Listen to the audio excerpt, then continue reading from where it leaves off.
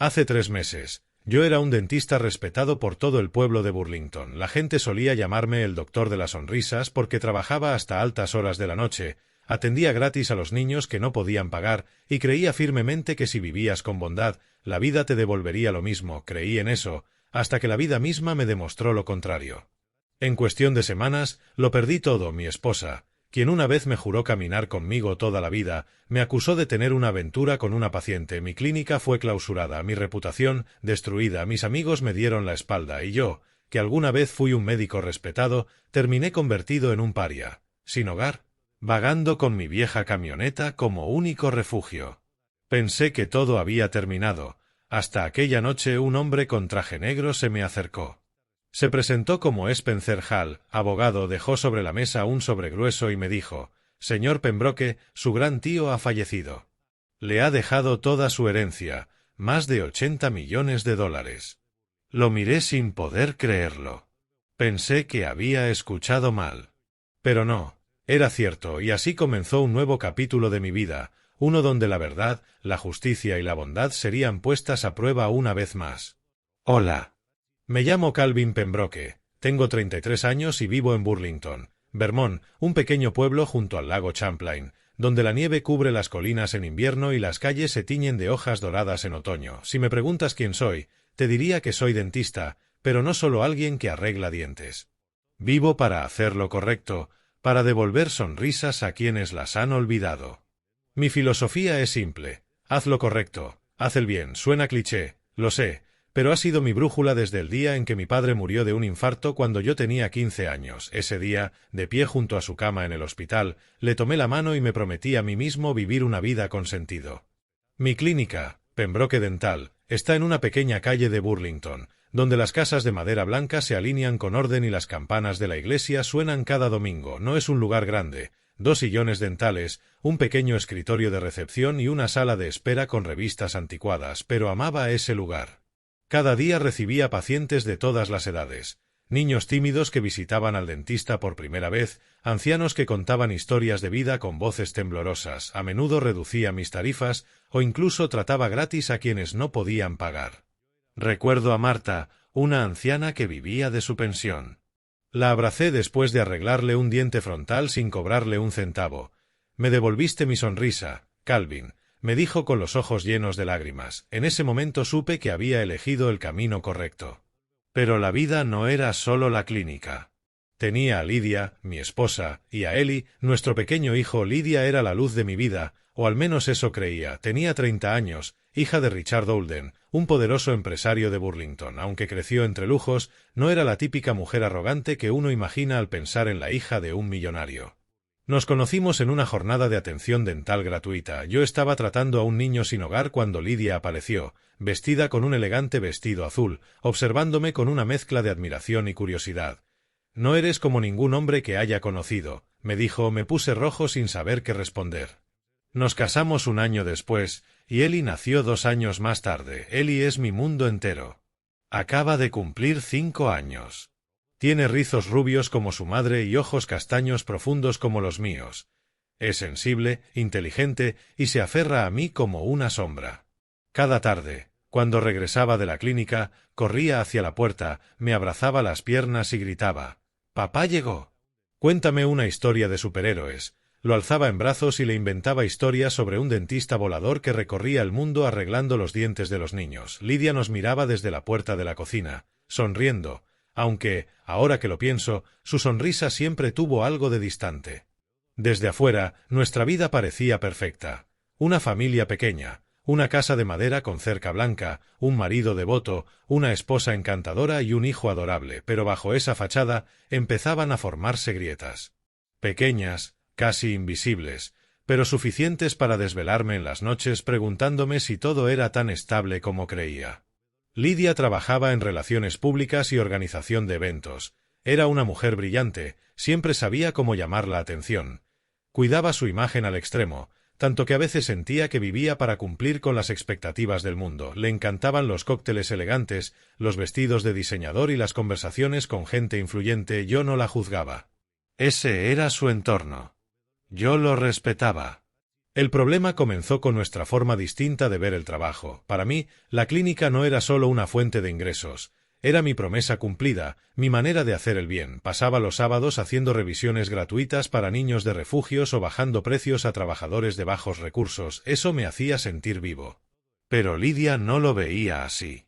Decía que me faltaba ambición. Una noche, durante la cena, cuando le conté que había ayudado gratis a un paciente sin recursos, me dijo con frustración: «Calvin, no puedes seguir regalando tu trabajo así, eres talentoso. Podrías expandir la clínica, contratar a más doctores, ganar más dinero. Estás dejando pasar oportunidades». Me quedé callado. Quise decirle que el dinero no lo era todo, que cada sonrisa valía más que cualquier fortuna, pero solo sonreí y cambié de tema. No quería discutir, aún así, sus palabras cayeron como piedras en un lago tranquilo, creando ondas que ya no pude detener. Con el tiempo, entendí que Lidia y yo caminábamos por sendas distintas. Ella quería que yo fuera exitoso según sus parámetros: crecer, relacionarme con los poderosos, escalar socialmente. Yo solo quería ser Calvin Pembroke, el dentista de Burlington al que los pacientes llamaban por su nombre y despedían con abrazos. Creí que el amor bastaría para unirnos. Me equivoqué. Poco a poco, la distancia entre nosotros creció. Lidia pasaba menos tiempo en casa, siempre con la excusa de reuniones, eventos o proyectos benéficos. Por las noches, mientras él y yo jugábamos con bloques o leíamos cuentos, ella llamaba diciendo que trabajaría hasta tarde.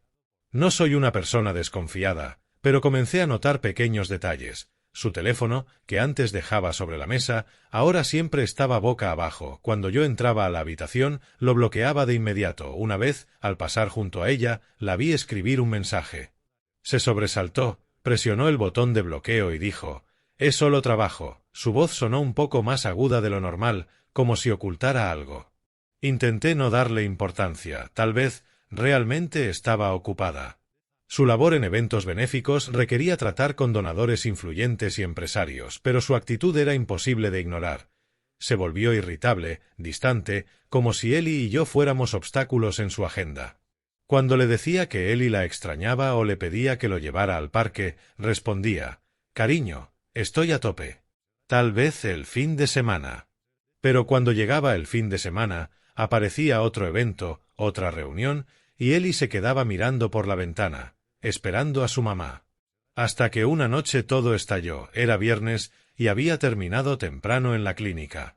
Quise sorprender a Lidia.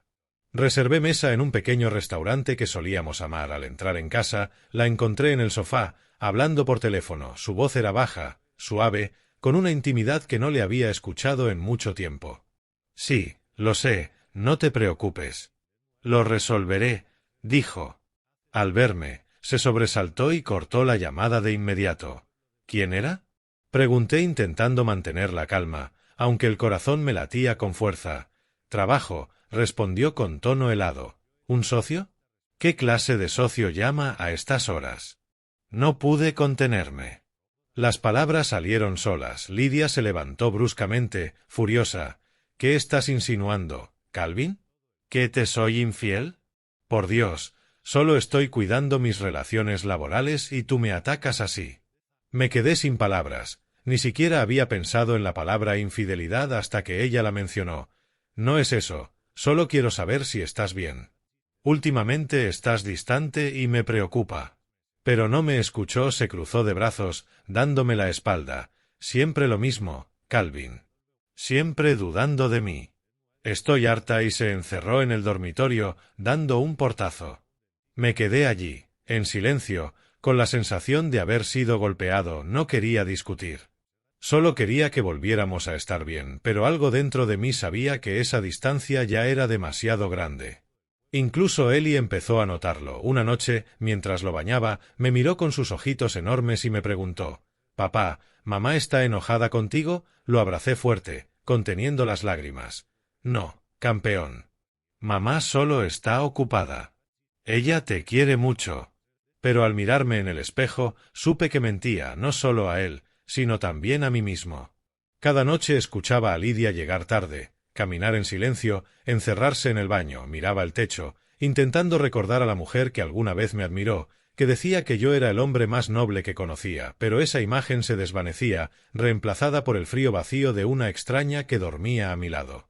Intenté creer que todo era un malentendido, hasta que el golpe final llegó. Fue una mañana fría de invierno, la nieve comenzaba a caer suavemente sobre Burlington cuando mi mundo se derrumbó. Regresé de la clínica con el corazón pesado. Planeaba recoger a Ellie temprano del jardín y cenar juntos, pero al entrar en casa me recibió un silencio aterrador. No había risas, ni pasos corriendo para abrazarme. En la mesa de la cocina, un sobre blanco llevaba mi nombre escrito con la letra firme de Lydia. Lo abrí y mi corazón se detuvo. Era una solicitud de divorcio. Decía que quería terminar nuestro matrimonio porque yo la había maltratado psicológicamente y mantenía relaciones inapropiadas con pacientes. Leí esas palabras una y otra vez, sin poder creerlo. Abuso, relaciones inapropiadas, cada palabra me atravesaba el pecho como un cuchillo. Llamé a Lydia, pero no contestó. Le envié mensajes, uno tras otro, suplicándole que hablara conmigo, que me explicara. Nunca respondió. Fui al jardín infantil a buscar a Ellie.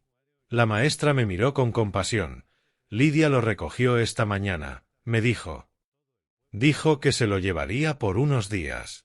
Me quedé inmóvil, sintiendo como el suelo se abría bajo mis pies. Lydia no solo me había dejado, también se había llevado a mi hijo. En los días siguientes, los rumores se propagaron como fuego. No sé cómo lo hizo, pero logró pintarse como la víctima antes de que yo siquiera comprendiera lo que estaba pasando. En redes sociales, sus amigos del mundo de relaciones públicas publicaban mensajes ambiguos. Algunos hombres esconden un monstruo detrás de una sonrisa. Una foto mía atendiendo a una paciente acompañaba a otra publicación insinuando que aprovechaba mi trabajo para acosar mujeres. Con su talento en manipular percepciones, Lydia había construido un relato perfecto. Yo era un hombre abusivo, violento, con ataques de ira. Dios, jamás le levanté la mano. Ni una vez, pero la verdad ya no importaba, la opinión pública estaba de su lado. Abrí mi teléfono y leí los comentarios. ¿El doctor Pembroke? Jamás lo habría imaginado. ¡Qué miedo! Llevaba a mis hijos a su clínica. Los mismos pacientes que antes me abrazaban con gratitud ahora cancelaban sus citas. El silencio llenó el consultorio, roto solo por el zumbido del aire acondicionado. Poco después, recibí una carta del colegio médico. Mi licencia quedaba suspendida mientras se investigaban las acusaciones. Intenté comunicarme con Lydia. Llamaba, enviaba mensajes, incluso fui a su oficina, pero había desaparecido sin dejar rastro. En medio de la tormenta de la opinión pública, apareció otra figura que echó más leña al fuego, Richard Olden, el padre de Lydia. Un poderoso empresario y presidente de Olden Holdings, que siempre me había mirado con frialdad, como si no fuera digno de formar parte de su mundo. Desde el momento en que nos casamos, Richard nunca ocultó su creencia de que yo no era lo suficientemente bueno para su hija, un dentista de pequeña talla con ingresos modestos. ¿Cómo podía compararme con los hombres poderosos con los que quería que Lydia se casara? Cuando estalló el escándalo, Richard intervino de inmediato para proteger a su hija. Apareció en un canal de televisión local, impecablemente vestido con un traje gris, su voz tranquila pero afilada. «No puedo quedarme de brazos cruzados mientras mi hija sufre abusos», dijo, mirando directamente a la cámara. «Haremos todo lo posible para proteger a Lydia y a mi nieto». Su credibilidad y su vasta red de contactos inclinaron la balanza totalmente a favor de Lydia. Y yo, un simple dentista, ¿cómo podía competir contra eso? Elegí guardar silencio, no porque no quisiera defenderme, sino porque creía que la verdad hablaría por sí sola. Envié una breve carta al tribunal declarando mi inocencia, asegurando que nunca había abusado de Lydia ni había hecho algo contra mi ética. Pero mi silencio solo avivó más los rumores. Cada día recibía mensajes y llamadas anónimas de números desconocidos, acusándome de traidor o hipócrita. Una mañana, al salir de casa, encontré mi puerta cubierta de volantes con letras rojas: traidor, doctor, abusador de esposa e hijo. Me quedé paralizado mientras el frío viento hacía volar los papeles. Cada palabra me cortaba como una cuchilla. Esto ya no era un malentendido. Era una guerra meticulosamente orquestada, y yo, desprevenido, había sido señalado como el villano. Regresé al interior, me desplomé en el sofá e intenté respirar profundo. La casa, que antes se llenaba de la risa de él y cenas familiares, ahora era solo un cascarón vacío. Pensé en mi hijo, en sus grandes ojos marrones, y el corazón se me retorcía de dolor. Quería abrazar a Eli, decirle que su papá no era así, que lo amaba más que a nada en el mundo, pero no podía. Lidia se lo había llevado y yo estaba excluido de su mundo. Esa noche me senté en la sala, la luz tenue proyectando sombras sobre las fotos familiares colgadas en la pared. Una mostraba a Lidia y a mí el día de nuestra boda, ella radiante con su vestido blanco, yo mirándola como si fuera mi todo. Otra capturaba a Eli con 3 años, sobre mis hombros en el parque, sonriendo de oreja a oreja. Quería llorar, pero no podía. No salían lágrimas, solo un dolor seco y ahogado en la garganta. Había intentado construir una familia, una vida decente, y ahora todo se desmoronaba. No sabía cómo salvarlo. Al día siguiente, un sobre marrón apareció deslizado bajo la puerta. Lo abrí, como un golpe en el pecho. Era una carta de la Junta Dental de Vermont notificándome que mi licencia para ejercer estaba suspendida temporalmente. Habían convocado una reunión de emergencia basada en la denuncia de Lidia y los rumores difundidos en redes sociales.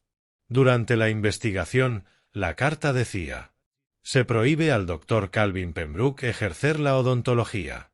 La leí una y otra vez, con las manos temblando, como si las palabras pudieran cambiar si las miraba lo suficiente. Pero permanecieron allí, frías e implacables, como un veredicto. Ese mismo día llegó otro aviso del tribunal. Se me revocaban temporalmente los derechos de visita de Eli, alegando garantizar la seguridad del niño. Me quedé en la sala, sosteniendo ambos papeles, sintiendo que todo el mundo me había dado la espalda. La clínica, que alguna vez fue mi segundo hogar, se convirtió rápidamente en un recuerdo lejano. Los pacientes cancelaban masivamente sus citas. Algunos a los que había atendido gratis exigían reembolsos, con voces cargadas de sospecha y enojo. «No quiero estar asociado con alguien como tú», decía uno antes de colgar. Mi personal, que solía bromear conmigo todas las mañanas, comenzó a renunciar uno por uno. «Lo siento, Calvin», dijo Jane, la recepcionista que había trabajado conmigo 3 años, con los ojos fijos en el suelo. «Necesito un empleo estable». Asentí, forzando una sonrisa, pero el corazón me dolía. El golpe más duro vino cuando Olden Holdings, la empresa de Richard Olden, anunció la terminación anticipada del contrato de arrendamiento de mi clínica. Esa mañana observé cómo retiraban el letrero de Pembroke Dental, cada letra cayendo al suelo como fragmentos del sueño que había construido. Quise gritar, destrozar algo, pero solo me quedé allí, impotente, mientras los copos de nieve flotaban a mi alrededor. Mis finanzas se agotaban rápidamente. Aún debía préstamos por equipos dentales, seguros y la pensión temporal que el tribunal ordenó enviar a Lidia. Intenté ahorrar, recortando gastos, pero mi cuenta bancaria se vaciaba como agua entre los dedos. Un día, me paré frente a una casa de empeño sosteniendo el viejo reloj que mi padre me había dejado, un regalo que me dio antes de morir. «Guárdalo, hijo», me dijo. «Te recordará lo valioso que es el tiempo». Tragué saliva, empujé la puerta y salí con unos pocos cientos de dólares. Después fue mi computadora portátil, luego mi auto, mi fiel compañero durante años. Entregar las llaves al comprador fue como vender un pedazo de mi alma. El aislamiento social llegó más rápido de lo que esperaba. Amigos que antes venían a cenar, que reían conmigo y con Lidia, ahora me evitaban. Antiguos colegas no respondían a mis mensajes. Caminaba por el vecindario escuchando susurros detrás de mí, viendo miradas curiosas y despectivas de los vecinos. Intenté postularme a otras clínicas, pero nadie me contrataba. «No queremos el riesgo», decía un gerente, sin rodeos. Me convertí en un paria, un hombre marcado como villano en la ciudad que una vez me llamó el doctor amable. Me mudé de la casa de madera, ahora solo un recuerdo doloroso. Con lo poco que me quedaba, Alquilé una habitación barata en un motel en las afueras de Burlington, donde el olor a humo de cigarrillo impregnaba las paredes y el rugido de los pickups se escuchaba cada noche.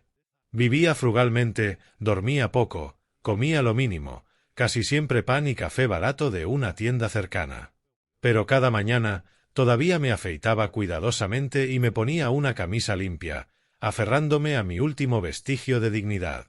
Me miraba al espejo intentando sonreír, pero el hombre que me devolvía la mirada era solo una sombra de lo que había sido.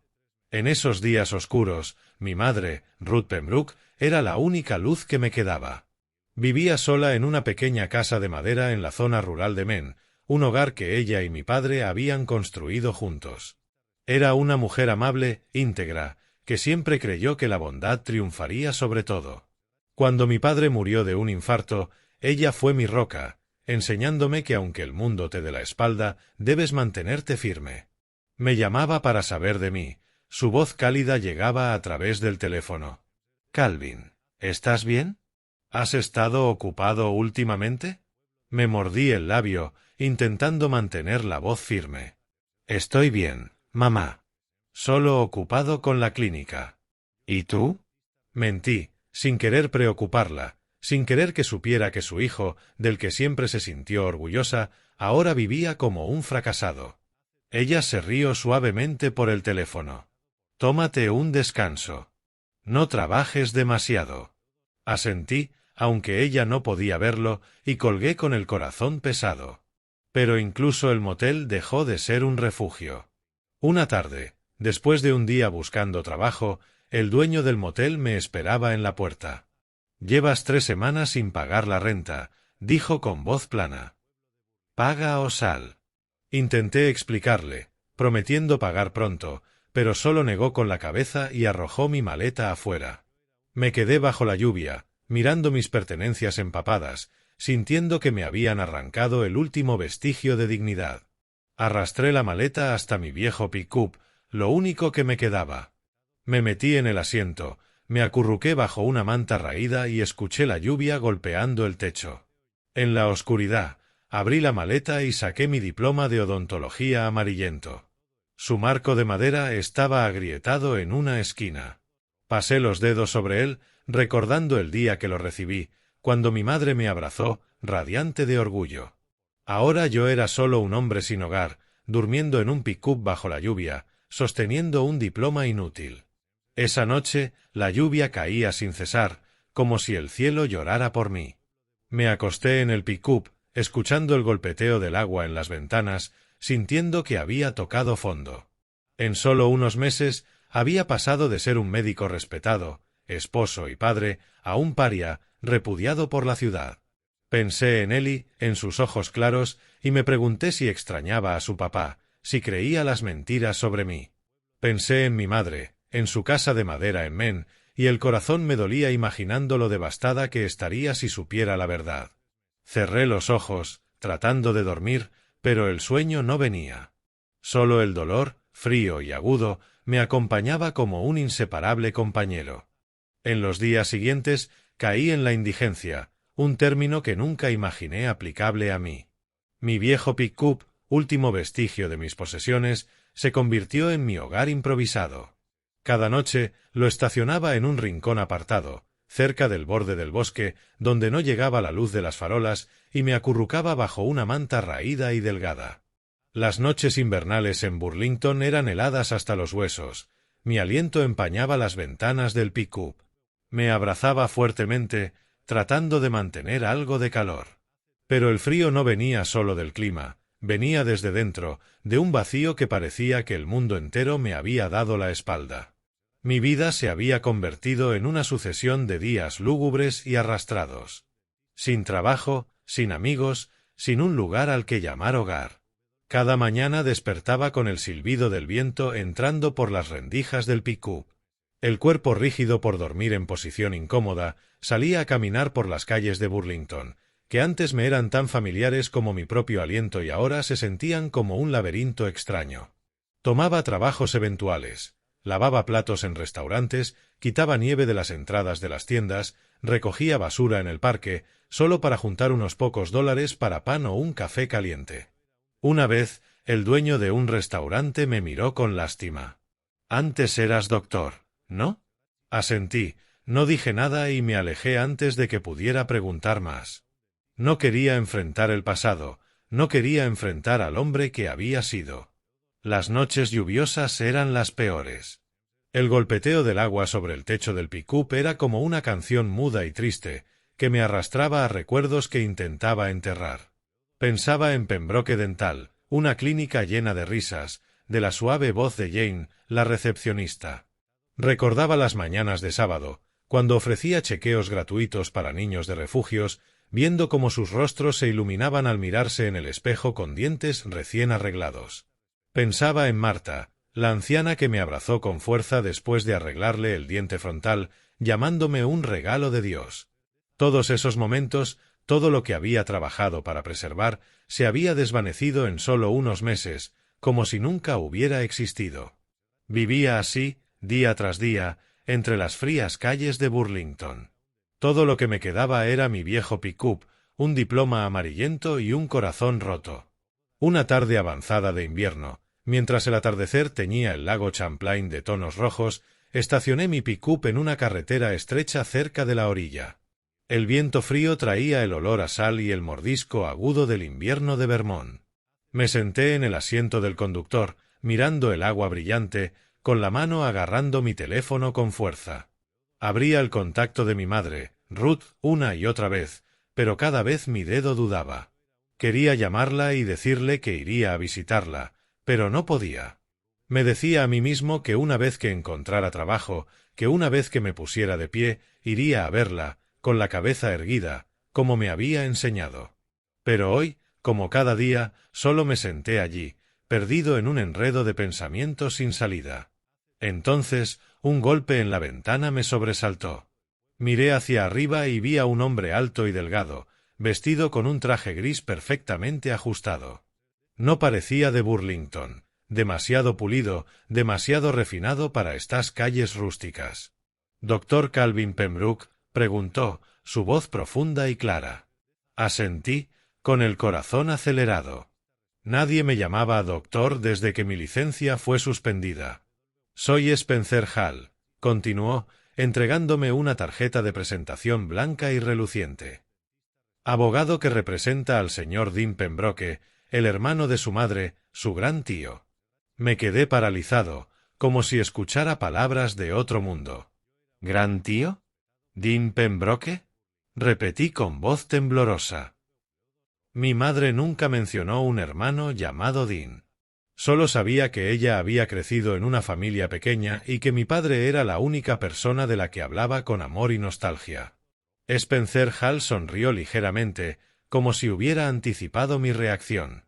«Entiendo su sorpresa, pero el señor Dean dejó algo para usted. ¿Puedo pasar a discutirlo?». Abrí la puerta e invité al asiento del copiloto. En el espacio reducido del pick-up, el olor a café rancio y mantas húmedas me hacía sentir incómodo, pero a Spencer no parecía importarle. Sacó un sobresellado de su maletín, marcado con las palabras «Para Calvin Pembroke» en letra firme y segura. «El señor Dean falleció hace 3 semanas», dijo Spencer, suavizando la voz.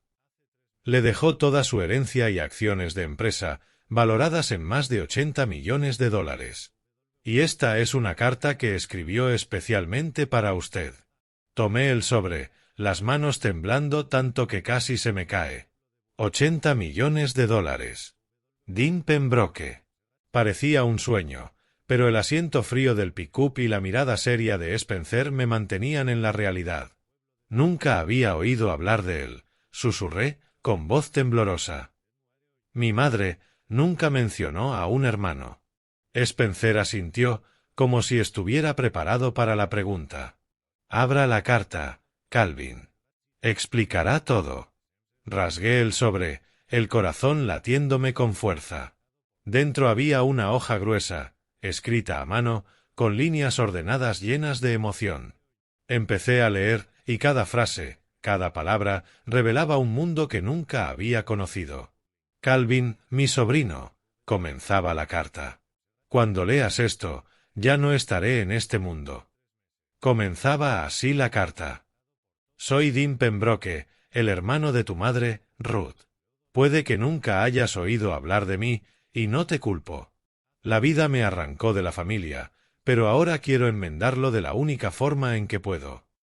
Dean relató que había sido veterano en Estados Unidos y que sirvió en la guerra de Vietnam. Una explosión le dejó con un fuerte trastorno de estrés postraumático y lagunas de memoria que lo separaron de su familia. Todos, incluida mi madre, creyeron que había muerto. Pero Dean sobrevivió, vagó años en soledad sin saber quién era. Con esfuerzo pasó de trabajos manuales a convertirse en un empresario exitoso en transporte y bienes raíces, construyendo un imperio valorado en decenas de millones. Aún así, nunca olvidó la sensación de ser un olvidado, de sentirse dejado atrás por el mundo. Meses antes de su muerte, escribió: «Comencé a recuperar mis recuerdos con tratamiento. Recordé a Ruth, mi hermanita, que cantaba canciones folk cada tarde. Volví a Maine y me reuní con ella después de más de 40 años. Fue el día más feliz de mi vida. Y a través de Ruth supe de ti, Calvin, el dentista que vive para la bondad, que lo perdió todo pero conserva un corazón honesto». Me detuve, las lágrimas asomando. Dean me había observado en secreto sin que yo lo supiera. Contó que había ido a Pembroke Dental haciéndose pasar por un paciente cualquiera para revisarse los dientes. «No me recordarás», escribió. «Pero recuerdo la mirada en tus ojos cuando hablaste con un paciente pobre, la mirada de alguien que cree que la bondad puede cambiar al mundo. Sabía sobre mi matrimonio roto, las acusaciones de Lidia y cómo la comunidad se había volcado en mi contra. Y escribió que se sentía orgulloso de que no me doblegara ante la adversidad. Tengo un hijo», continuaba la carta, «pero no merece lo que dejó. Es avaro, desagradecido, vive solo para sí. Por eso te elijo a ti, Calvin. Eres el único heredero que conserva el espíritu Pembroke, espíritu de bondad e integridad. Te dejo toda mi fortuna, pero con una condición. Debes cuidar de tu madre, Ruth, por el resto de su vida, y destinar parte de la herencia a ayudar a los olvidados, veteranos, huérfanos, gente como la que yo fui». Doblé la carta, las lágrimas recorriéndome las mejillas. Por primera vez en meses, una pequeña luz atravesaba la oscuridad. Spencer Hall, sentado a mi lado, puso la mano sobre mi hombro con suavidad. «Sé que cuesta creerlo, Calvin», dijo. «Pero el señor Dean lo preparó todo meticulosamente. Esto es un testamento legal y yo te ayudaré a tramitar la herencia. Aquí tienes mi tarjeta. Ven a mi oficina en Chicago cuando estés listo». Sostuve la tarjeta, la mente en llamas. $80 millones. Un tío que nunca conocí. Miré al lago donde el atardecer moría y sentí que la vida me abría un camino nuevo. Pero no estaba seguro de tener fuerzas para recorrerlo. Pensé en mi madre, en la emoción de su reencuentro con Dean, y el corazón se me calentó. También tuve miedo de que fuera un sueño y despertara con mi vieja camioneta y el diploma amarillento. Aquella noche, la carta de Dean estuvo a mi lado en el camión. La releí línea por línea, como si quisiera grabarla en el corazón. Pensé en mi madre, en Ellie, en los pacientes que ayudé. Y por primera vez en mucho tiempo sentí un destello de esperanza, pequeño pero feroz, como una llama que lucha en la noche fría.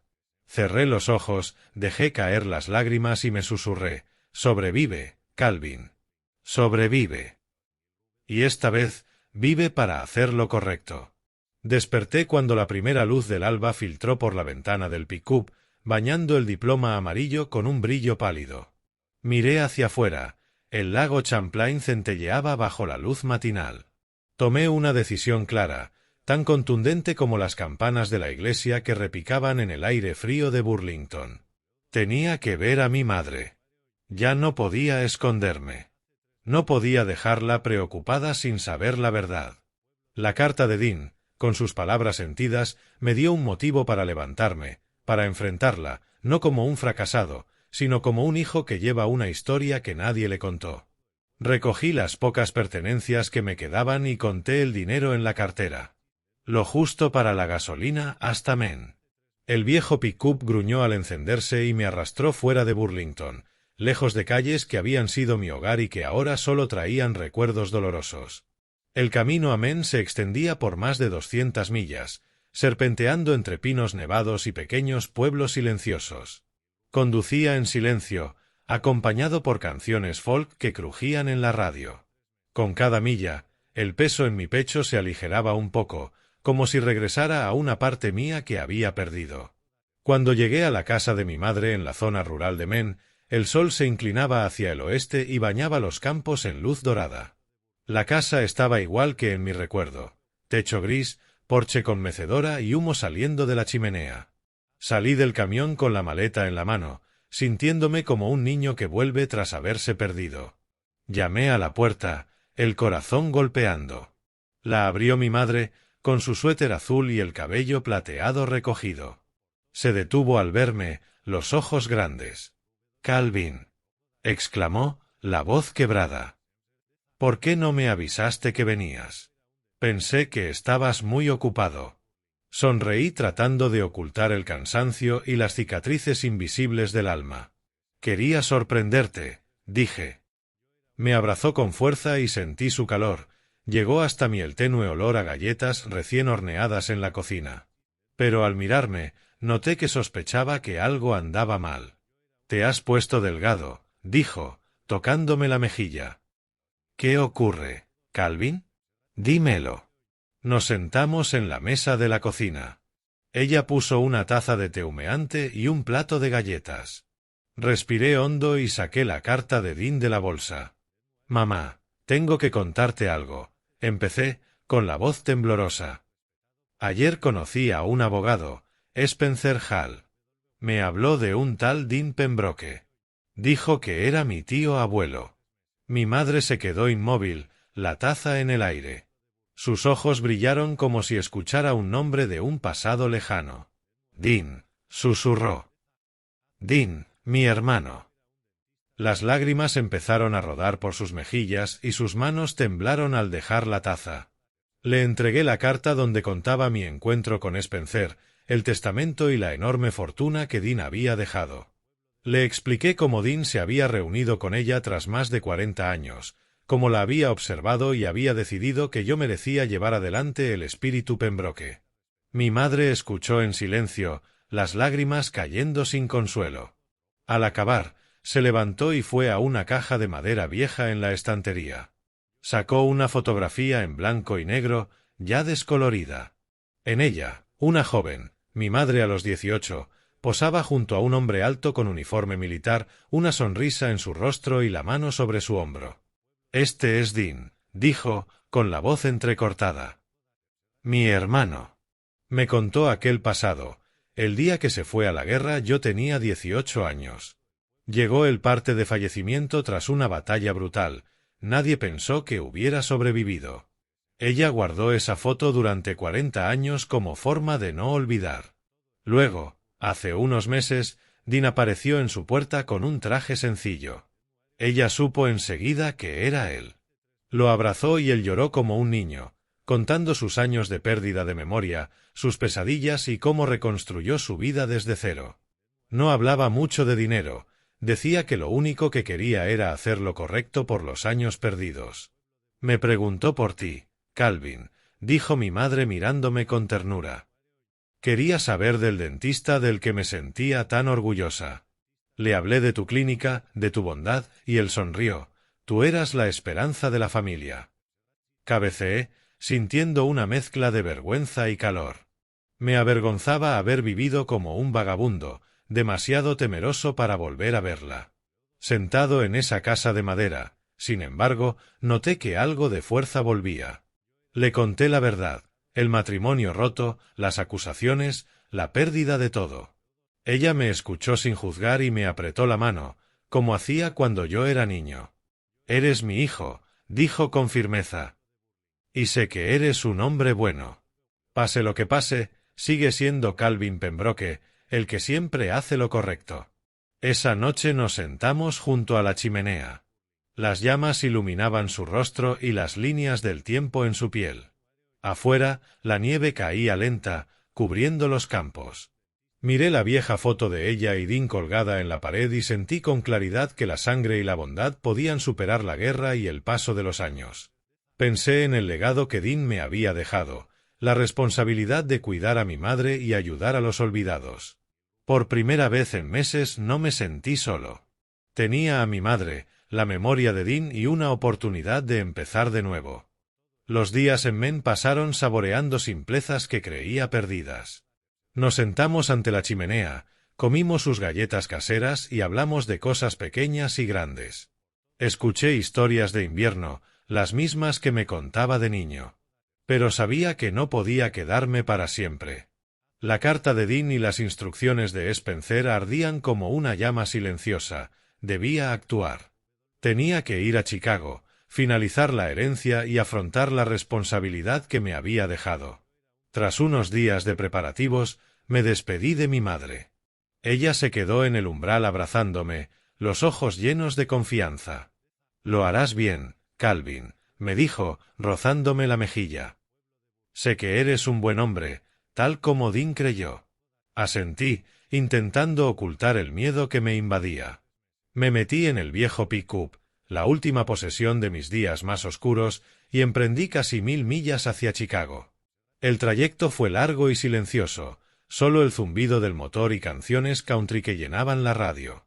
Atravesé bosques nevados de Maine, pueblos de New Hampshire y finalmente las amplias autopistas que conducen al corazón del país. Con cada milla repasaba lo ocurrido, mi matrimonio roto, las acusaciones, la caída de mi reputación.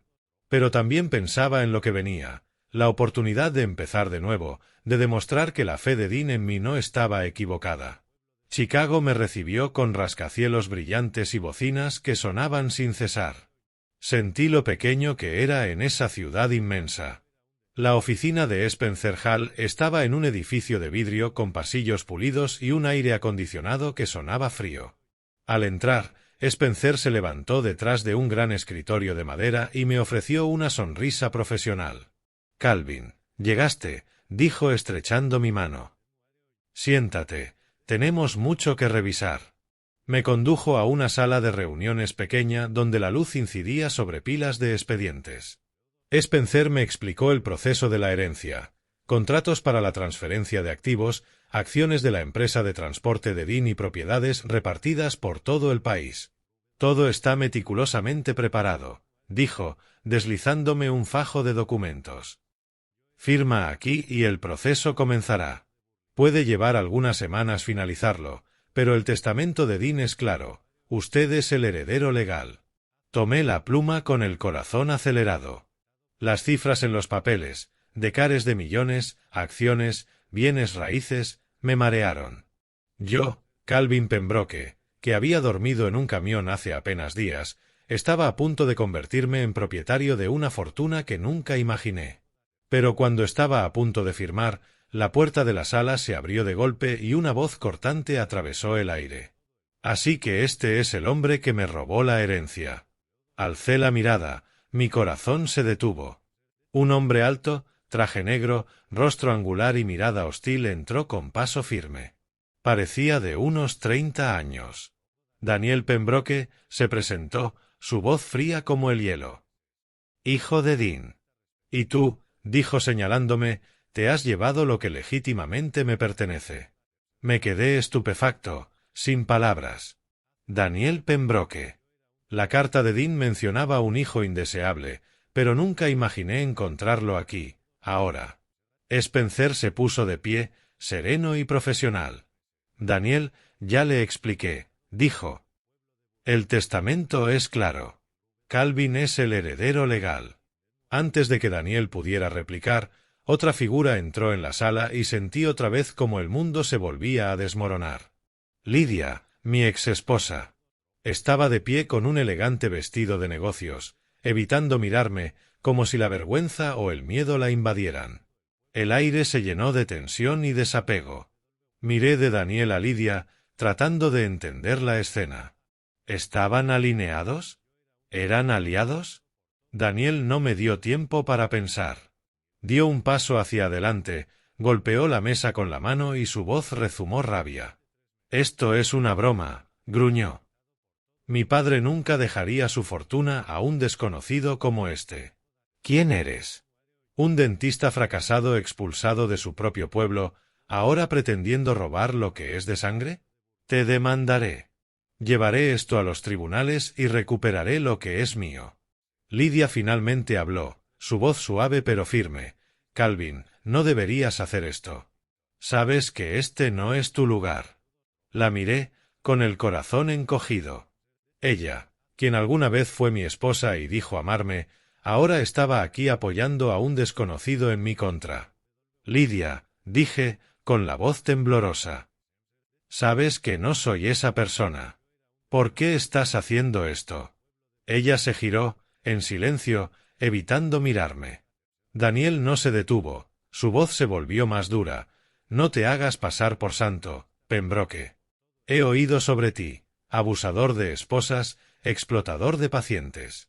Crees que engañaste a mi padre, pero no permitiré que te lleves lo que es mío. Quise gritar, decir que no era un monstruo, que nunca había hecho daño a nadie. Pero recordé la carta de Dean, sus palabras sobre la integridad, sobre no doblegarse ante la adversidad. Respiré hondo, me recompuse y firmé los documentos frente a mí. No le he robado nada a nadie, dije, despacio pero con firmeza. Dean me eligió y voy a cumplir sus deseos. Daniel bufó, lleno de desprecio. Espera, Pembroke. Esto no ha terminado. Se dio la vuelta y salió de la sala, con Lidia siguiéndolo, sin mirar atrás ni una sola vez.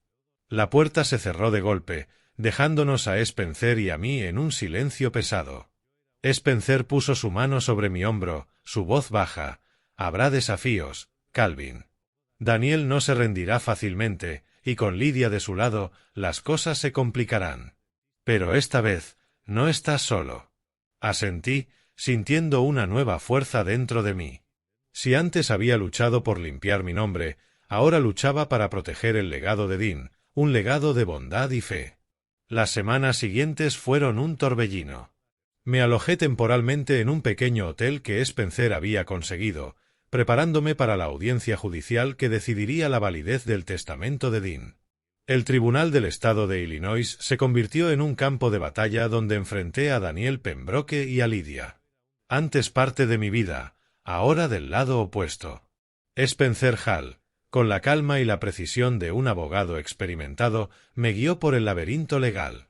Daniel, por su parte, contaba con un costoso equipo de abogados y con Lidia, quien usaba sus habilidades en relaciones públicas para ejercer presión mediática. Cada día leía artículos en línea con títulos como disputa millonaria por herencia o sobrino o hijo biológico, sintiéndome como protagonista de una película que jamás quise protagonizar. El juicio comenzó en una fría mañana, en una sala con paredes de madera oscura y una atmósfera tensa.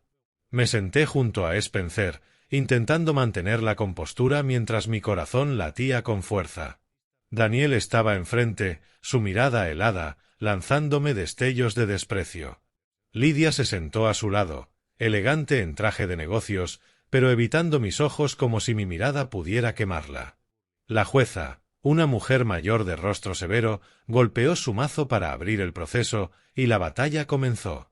El equipo legal de Daniel atacó primero, acusándome de manipular mentalmente a Dean cuando estaba débil, obligándolo a cambiar su testamento para excluir a Daniel. Me pintaron como un oportunista, un dentista fracasado de Vermont que explotó la bondad de un anciano para robar su fortuna. Calvin Pembroke no tenía relación previa con el señor Dean Pembroke, declaró el abogado de Daniel, con voz firme. ¿Cómo podía un extraño sin conocimiento de la familia ser elegido como heredero único? Esto es claramente irregular. Apreté los puños bajo la mesa, la sangre hirviendo. Quise levantarme y gritar que no conocía a Dean hasta recibir la carta, que nunca había pedido nada. Pero Spencer puso su mano sobre mi hombro y susurró, «Mantén la calma, Calvin. Déjame manejar esto». Y lo hizo. Spencer contraatacó con una precisión que no esperaba. Presentó los registros médicos de Dean, demostrando que estaba completamente lúcido al redactar el testamento. Llamó a un testigo, el médico de Dean, quien confirmó que había recuperado su memoria y había tomado la decisión con claridad. Pero el golpe decisivo vino de un vídeo que Spencer había mantenido en secreto hasta el último momento. En él, Dean, aunque frágil, se sentaba en una sala iluminada, mirando directamente a la cámara y hablando con voz firme y serena. Yo, Dean Pembroke, hago este testamento con plena conciencia. Elijo a mi sobrino Calvin Pembroke como heredero porque encarna el espíritu de nuestra familia, bondad e integridad. Mi hijo Daniel me ha decepcionado. No quiero que mi patrimonio caiga en manos de quienes son guiados por la codicia. La sala quedó en silencio. Miré a Daniel, su rostro pálido, las manos apretadas. Lydia bajó la cabeza, los labios apretados. Pero Spencer no había terminado. Sacó más pruebas, registros financieros que mostraban que Daniel había desviado millones de los fondos de inversión de Pembroke Logistics para cubrir deudas personales, desde apuestas hasta préstamos lujosos. Y, como golpe final, Spencer reveló que Lydia había ayudado a Daniel legitimando activos falsos y canalizando dinero a través de cuentas offshore para ocultar el fraude. Estos documentos, verificados legalmente, despojaron a Daniel y a Lydia de toda credibilidad en el juicio. Los días siguientes fueron un desastre para ellos. Sus testigos, en su mayoría pagados, se contradecían, mientras las pruebas de Spencer permanecían sólidas como piedra. Escuché cada palabra, sintiendo que mi vida se desplegaba ante todos. En ocasiones miraba a Lydia, buscando un rastro de remordimiento, pero solo inclinaba la cabeza, evitando mi mirada. Finalmente, después de días de tensión, la jueza golpeó su mazo y dictó el veredicto. El tribunal reconoce la validez legal del testamento del señor Dean Pembroke. Calvin Pembroke es el heredero legítimo de toda la herencia, incluyendo las acciones de la empresa y bienes raíces. Daniel Pembroke y las partes relacionadas no tienen reclamo legal alguno. Me quedé quieto, sintiendo como si un peso se levantara de mi pecho. Spencer me dio una palmada en el hombro, sonriendo. «Felicidades, Calvin. Lo lograste». Pero la victoria no fue tan dulce como imaginé. Daniel salió de la sala con una mirada de rencor, mientras Lydia, por primera vez, me encontró con la mirada. Su mirada era una mezcla compleja de vergüenza y enojo. Las consecuencias llegaron rápido. La empresa de Daniel, ya al borde de la quiebra, colapsó oficialmente. Los artículos periodísticos comenzaron a exponer sus fraudes y el nombre de Daniel Pembroke se convirtió en blanco de críticas públicas. Lydia, antes estrella en el mundo del PR, fue marginada por los medios. Los amigos poderosos que la habían apoyado para difamarme se distanciaron. De mujer del Spotlight, se convirtió en una sombra de sí misma, empujada a los márgenes de la sociedad que una vez codició. El último día del juicio, mientras me preparaba para salir, Lydia apareció con Ellie y su tía. Mi hijo, ahora un poco más alto, me miró con ojos claros pero confundidos. «Papá», gritó, corriendo a abrazarme. Me arrodillé, sosteniéndolo con fuerza, sintiendo que mi corazón revivía. Pero Lydia lo apartó, su voz temblando. «Calvin, necesitamos hablar», dijo, su rostro cansado, ya sin la confianza de antes. Me equivoqué. Escucha a Daniel y no sé qué hacer. Por Ellie, por favor, ayúdanos. La miré, luego a Ellie, quien se aferraba a la mano de su madre, con ojos desconcertados. Parte de mí quería perdonar, ayudarla por nuestro hijo. Pero recordé las acusaciones, las noches en mi camión, los días que el pueblo me rechazó. Lydia, dije, con voz tranquila pero firme. Si realmente te importa, Ellie, déjalo quedarse conmigo. Yo puedo darle la estabilidad y el amor que necesita. Tú lo sabes. Lydia retrocedió, con los ojos llenos de ira. «No puedes quitarme a Ellie», exclamó, la voz quebrándose. Tomó la mano de Ellie y salió de la sala, lágrimas rodando por su rostro. Me quedé allí, viendo cómo se alejaban, con el corazón pesado. Sabía que había hecho lo correcto, pero el dolor de perder a Ellie aún era una herida abierta. Chicago, con sus rascacielos y su ritmo frenético, no era para mí. Tras el juicio, me alejé del foco mediático, rechazando todas las entrevistas. Quería volver a Men, a mi madre, al silencio de los campos verdes y el sonido del mar. Conduje mi viejo camión, ahora un compañero leal, por las largas carreteras, dejando atrás el ruido de la batalla legal. Cuando llegué a la casa de madera de mi madre en Maine, ella me esperaba en el porche, como si hubiera sentido mi regreso. «Mi hijo», dijo abrazándome con fuerza. «Sabía que lo lograrías». Le conté el veredicto, como el tribunal me reconoció como heredero legítimo de Dean. También le hablé de Lydia, de Ellie, del momento en que me abrazó en la sala del juicio. Mi madre me tomó de la mano, con ojos suaves pero firmes. «Volverás a ver a Ellie, Calvin. Pero primero debes encontrarte a ti mismo». Sus palabras fueron como una brisa suave, sanando mi alma cansada y herida. Decidí no quedarme en la vieja casa de madera, a pesar de los recuerdos. Con la fortuna de Dean, compré una nueva casa junto a la costa, donde mi madre pudiera ver el mar cada mañana, donde el aire fuera fresco y el sonido de las olas un arrullo. La casa no era lujosa, pero lo suficientemente amplia para su comodidad, con un pequeño jardín y una gran chimenea para las noches de invierno. Me mudé con ella, pasando los primeros días recuperando mi espíritu, redescubriendo la paz que había perdido. Cada mañana despertaba temprano, preparaba café para mi madre y nos sentábamos en el porche viendo el amanecer. «Mira, Calvin», decía señalando el mar. «La vida siempre encuentra la manera de traer luz de nuevo». Ellie seguía siendo el mayor vacío en mi corazón. Contacté abogados para luchar por la custodia, pero el proceso legal era lento y Lydia seguía negándose a dejarme verlo. Envié regalos, libros ilustrados, juguetes de superhéroes, pero no recibía respuesta. Cada noche miraba la foto de él sobre mis hombros, prometiéndome que no me rendiría. «Espérame, hijo», susurraba. «Papá te encontrará». Pero no dejé que ese dolor me hundiera. Tenía una promesa con Dean. No solo cuidar de mi madre, sino usar su fortuna para ayudar a los olvidados por la sociedad. Fundé la Fundación Dean Pembroke, en su honor, para celebrar su espíritu. La fundación apoyaba a veteranos, huérfanos y personas marginadas, como yo una vez fui. Recluté un equipo de voluntarios, desde estudiantes apasionados hasta veteranos deseosos de retribuir. Colaboramos con hospitales y escuelas pequeñas, lanzando programas de atención dental gratuita para niños y ancianos. Me encontraba en clínicas improvisadas viendo sonreír a los niños al mirarse en el espejo con sus dientes arreglados. Y sentía que revivía mis días en Pembroke Dental, cuando la bondad era suficiente. Con mi honor restaurado, decidí volver a la odontología, pero en mis propios términos. Abrí una clínica dental sin fines de lucro cerca de la nueva casa de mi madre. Era pequeña, como la antigua Pembroke Dental, pero esta vez no solo arreglaba dientes, sino que formaba a jóvenes estudiantes que querían servir a la comunidad en lugar de perseguir ganancias.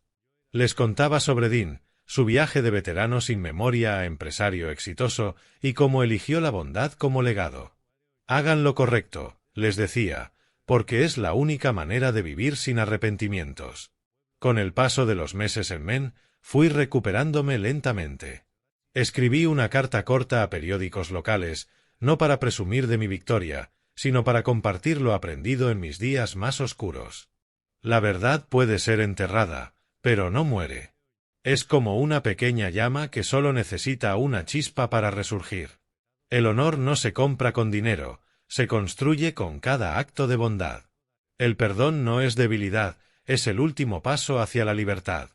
Y no vivas para demostrarle algo a otros, vive para demostrar que una persona puede levantarse tras ser destruida. Envié la carta sin esperar cambiar el mundo, solo con la esperanza de tocar algún corazón, como la carta de Dean tocó el mío. Cada día trabajaba en la clínica, apoyaba la fundación y pasaba tiempo con mi madre.